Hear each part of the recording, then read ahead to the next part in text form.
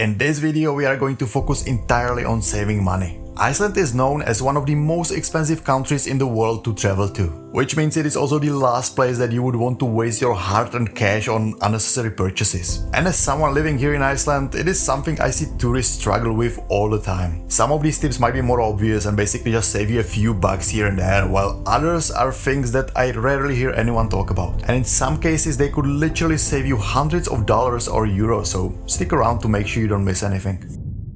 So to start with, one of the easiest ways to waste money in Iceland is on gas. Prices, these can vary quite a bit depending on where you fill up, and many tourists don't realize this. And the reason this shouldn't be overlooked is Iceland's high gas prices. As of now, September 2025, you can expect to pay 2.2 euros per liter, or nearly $10 per gallon. One of the simple ways to save some money here is basically just using the discount chips, which is something that most car rental companies will give you when you pick up your car. And you can basically just tap it at the pump before you pay and it will automatically lower the price per liter. It is not a massive discount, it is just a couple of kronas, but over a week-long trip, it can really add up. And also speaking of gas stations, not all of them are priced the same. Chains like OB and Orkan are usually cheaper than places like N1 or Oris, which tends to be more expensive because they usually have full service and stores attached to them. And so when you are driving around Iceland, simply make a habit of stopping at the cheaper gas stations whenever you can and also make the use of these chips that they give you. And here is a little extra tip. At some of the gas stations, the same discount chip or card can also give you a super cheap filter coffee. And so if you need a caffeine boost on the road, it is a nice bonus and it will literally cost you like maybe 5 times less than what you would pay in a restaurant or a cafe. Now, car rentals are one of the biggest expenses for most trips to Iceland, but there are still a couple of ways that you can save a lot here. The first one is simple, and that is to book as early as possible because prices, they fluctuate a lot, and the closer you get to the travel dates, the more they tend to go up, especially in the summer or around holidays. Another way to save some money here is, for example, by using my discount with my car, which is a company that I just teamed up with. They are a company with some of the best prices, reviews and customer service, and it is a quick way to get a better deal right away. And the link with the coupon will be in the description of the video. Another thing we need to talk about is the insurance, and it is something that I highly recommend even though it is not cheap. Repair costs in Iceland are extremely high, and so something as simple as a gravel damage or like a strong wind gust blowing your car door open and damaging the door, this is something that can cost you literally thousands of dollars or euros to fix. And if you plan on driving on gravel roads or F-roads, which are Iceland's mountain roads, make sure to rent the right type of vehicle and have the proper insurance coverage. These roads can be really rough on cars, and so the wrong choice here can really lead to some very expensive surprises. But wait a second, wasn't this video about saving money? And yes, it is, but just think about it, paying a bit upfront for the insurance or the right vehicle can actually save you a huge amount of money in the end. And there is another underrated benefit, and that is the peace of mind of having one less thing to worry about during your trip. And one more tip here, when returning your rental car, fill up the tank yourself before dropping the car off. Rental companies, they often charge inflated refueling fees, which are almost always way higher than normal pump prices. Accommodation is another big expense in Iceland, but there are a few ways here that you can keep the costs down. Just like with rental cars, the number one rule here is to book as early as possible. Prices for hotels and guest houses rise quickly as you get closer to your travel dates, especially in summer or around major holidays. Another trick here is to check if the hotel or guest house has its own websites, because many places offer low rates or some kind of special deals when you book directly, rather than booking through platforms like booking.com, Airbnb and so on. And if you are on a very tight budget, then consider staying in hostels. And honestly, I hate hostels. I'm not a big fan of them, but personally, I've stayed in 2 hostels here in Iceland. One was the Baron Hostel and another was Start Hostel in Keflavik. Baron Hostel, that's one in downtown Reykjavík. And both of them, they've been clean, quite modern, or reasonably modern, and everything was fine. So also considering that Iceland is one of the safest countries in the world, then staying in hostels here can be a pretty reasonable solution for budget travelers, especially if you travel alone. Just stick to the rule of always checking the reviews before you book, and you'll be fine, because I'm sure that there are still some shitty places around Iceland here, but most of the hostels, I think, will be just fine. Another thing regarding lodging is that basically still don't forget that where you stay matters, because choosing an accommodation, let's say slightly outside of Reykjavík or another busy tourist town, can still save you quite a bit of money. And a little bonus tip and something that can make a massive difference here. If you are traveling as a group of friends or couples, then splitting the cost of both accommodation and the car rental can bring these two biggest expenses down to quite a reasonable amount. For example, if your total cost for the car and accommodation for 7 days comes to, let's say, 3,000 euros, splitting that between 4 people suddenly brings it down to just 750 euros per person. And I know that it sounds obvious, but when you actually do the math, it's a huge saving that can free up the money for activities or meals during your trip. Alright, one mistake that I see here all the time is travelers wasting money on extra fuel and time just because of poor planning. Iceland might look small on map, but the driving distances can be surprisingly long. And if you are constantly backtracking, not only does it burn through your time, but it also burns through your budget, especially with how expensive the gas is here. And that is one of the most frequent mistakes that I see when people send me their itineraries for the review. For example, they'll base themselves out of Reykjavík for longer than necessary, and in the end they waste so much time and money that could have been invested elsewhere. Now, don't get me wrong, I'm a huge fan of staying in one place for longer and basically exploring that place in a slower pace, but that really only works if you have plenty of time here or if you have been to Iceland before and you are just revisiting your favorite places now. If it's your first trip and you only have a limited number of days but want to see as much as possible, then that's a completely different story.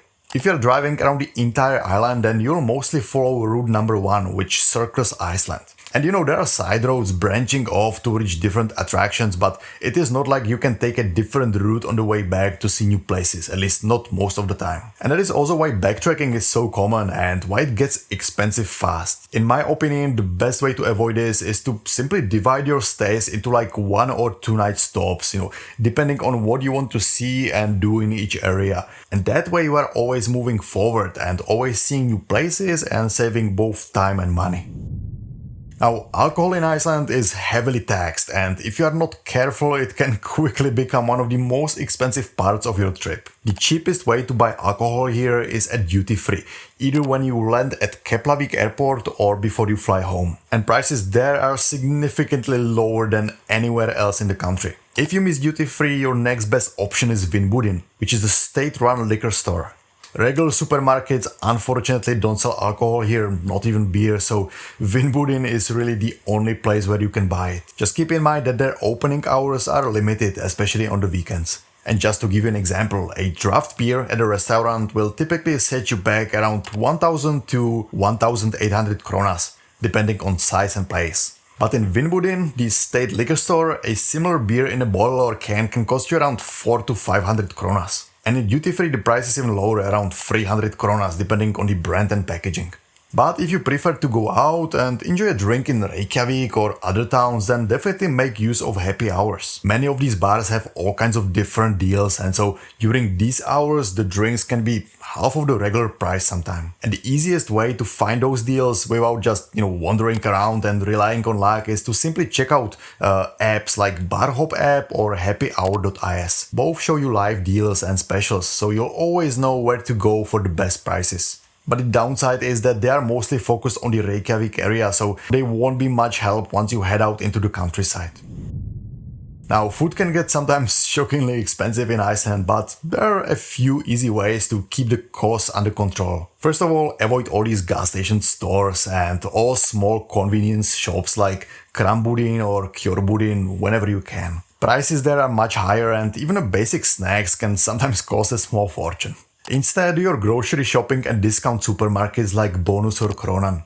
These chains have the best prices on everything from fresh produce to road trip snacks, and just keep an eye on their opening hours because they often close earlier than you might expect. And if you maybe want to strike that balance between cooking your own meals and eating out while still saving some money, then maybe have your main meal during the lunch instead of dinner. The thing is that many restaurants offer cheaper lunch menus with almost the same dishes that you would get in the evening, just for a noticeably lower price. And one more thing, if you have some extra space in your luggage, consider bringing some road trip snacks from home, especially things that are already pricey where you live, like, jerky or protein bars. The thing is, these things will usually cost at least double the price here. And just to be clear, I'm not saying that you should bring like half of grocery store with you, but having a few ready-to-go snacks can save you some money on these long driving days. And finally, a very important point and something that I definitely cannot skip is bring a reusable water bottle and refill it as you go. Icelandic tap water is some of the cleanest in the world and there is absolutely no reason to spend money on bottled water here.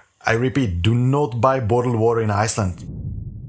Iceland is famous for its hot springs and geothermal pools, but some of the popular ones like Blue Lagoon, Sky Lagoon or basically any other lagoon here can be very expensive, especially if you are traveling as a family or a group. Basic entry usually ranges between 7,000 and 11,000 kronas per person. But the good news here is that there are still plenty of cheaper or even free alternatives. Natural hot springs, for example, that you can find all around the country, these usually cost nothing or just a small fee. The only downside here is that everybody wants to experience them, so these spots can get really busy during the day. If you want a quieter experience, then try going early in the morning or later in the evening. Another great option is Iceland's network of public outdoor swimming pools, which you will find almost in every town. And these are very affordable, usually up to 1500 kronas for adults. It's not as fancy as the lagoons and it doesn't have the natural feel of a hot springs, but you will still get that Icelandic geothermal experience and usually without the crowds or without spending a fortune.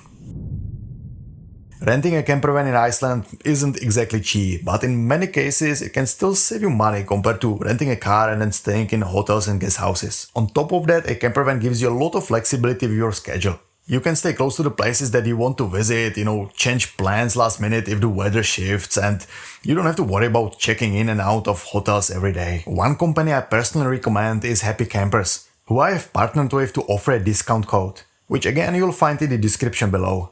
They also often run seasonal deals, so if you are considering a van, especially outside of the main season, it's definitely worth checking out the link to see what you can save. Just remember, camping in Iceland is only allowed at official campsites and those aren't free. And so you will still need to budget for them, but also they are not very expensive, they are around 2,000 to 3,000 kronas per night. You can also look into the Iceland camping card, which gives you access to network of campsites and can save you money if you use it a lot. But since it doesn't cover all campsites, and that means it limits your flexibility, which I think is the best part of having the camper van basically. It's usually only worth it for like longer trips of 14 days or more, or if you know exactly where you want to camp. Unexpected fees can add up quickly in Iceland, and the worst part is that most of them are completely avoidable if you know what to watch out for. The first one to be aware of is the Vallaheidi tunnel near Akureyri, Iceland's only paid tunnel. You have 24 hours to pay online after you drive through it, and if you forget, they'll add a collection fee, and your rental company may also add their own handling fee on top, which can make a small toll suddenly feel very expensive. But if you want to avoid the toll completely and you don't mind a slightly longer but scenic route, you can take Route 83 and Route 84 over the mountain pass instead. Now, another common source of unnecessary costs is parking violations. A lot of parking in downtown Reykjavík is in paid zones, and many popular attractions around the country now have paid parking areas too. And so always check the signs when you park and pay immediately through the meter or the local parking app like Parka. Because if you skip the payment or you pay late, you'll almost certainly end up with a fine that's basically much higher than the original parking fee. For example, parking might only cost like 500 or 1000 kronas, but the fine can easily be like 10 times higher. And I know that these might seem like a small things, but staying on top of them can save you several thousand kronas over the course of your trip. Money that's much better spent on experiences rather than penalties. And don't even get me started on speeding fines. I know that these wide open roads make it tempting to push the pedal, but it's really not worth it. The fine starts at around 20,000 kronas and can go well above 70,000 kronas, depending on how far over the limit you are. Here, if you are picking up a rental car at Keflavik airport or nearby, then you can skip this expense completely, since most of the companies have a free shuttle service to take you straight to your car. But if you are not renting a car, then you basically have three options here. The first is a taxi, which is by far the most expensive. The ride to Reykjavík takes around 45 minutes and it usually costs around 20 to 25,000 kronas or more, so unless you are in a group that can split the cost, it is almost never worth it. The second and probably the most popular choice here is the Flybus or Airport Direct, which takes you directly to Reykjavík with an option for a hotel drop-off for a bit extra. Tickets for that are around 4,000 kronas per person each way. And finally there is the public bus called Strætó, which is the cheapest option at about 2,000 kronas, but it is also the slowest and the least convenient since there is almost no direct line and you'll always have to transfer. And so all in all, for most travelers, unless you want to hitchhike, the Flybus is the best mix of cost and convenience. Alright, so one area where travelers often waste money without even realizing it is mobile data. The easiest way to avoid huge roaming fees here is to get a local SIM card or eSIM, which you can buy at the airport, gas stations or supermarkets. The main carriers are Simin, Vodafone and Nova, and basic plans these starts at around 2,000 kronas for limited data. If you are renting a car, you can also add a Wi-Fi router through the rental company, and these usually cost around 1,500 to 2,500 kronas per day. Definitely not the cheapest, but great for groups since everybody can connect instead of buying separate plans. Just keep in mind that even with a SIM or a router, the coverage can be spotty in certain areas, especially in places like Highlands. And that's also why I always recommend to download the maps for offline use before your trip. And if you are using My Iceland map, remember that once it's downloaded in the app, you can still use all the pins and navigation without data. And this can be a game changer if you lose signal in the middle of nowhere.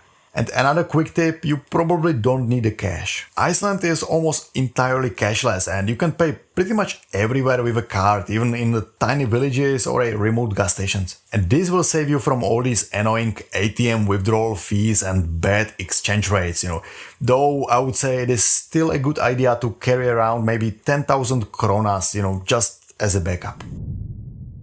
Alright, let's end it with the biggest money saving hack for Iceland, traveling off season. And this is where it really gets interesting. You see, the summer months like June, July and August, these are by far the most expensive. Flights, rental cars and accommodations all spike in price because of high demand. But if you visit in the shoulder season, like May or September, you will usually find much lower prices and far fewer crowds at the most popular spots too. That is at least right now, but I sort of expect these summer prices to start to overlap into these months more and more in the future. And then there is winter, which is the cheapest season, especially for flights and hotels. But keep in mind that the experience is also completely different, You'll have shorter days and way harsher weather, so this is definitely not for everyone. But just to give you an example, if a hotel room costs $250 per night in the off-season, the same room will often be $350 or more per night in summer. The same goes for rental cars, where you can easily pay double the price compared to winter rates.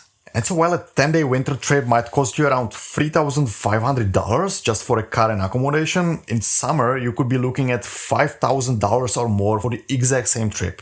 Honestly, even just shifting your visit by a week or two outside of the peak summer window can sometimes save you even hundreds, if not thousands, especially on flights and rentals. So this is definitely something to consider, especially if you want to save money.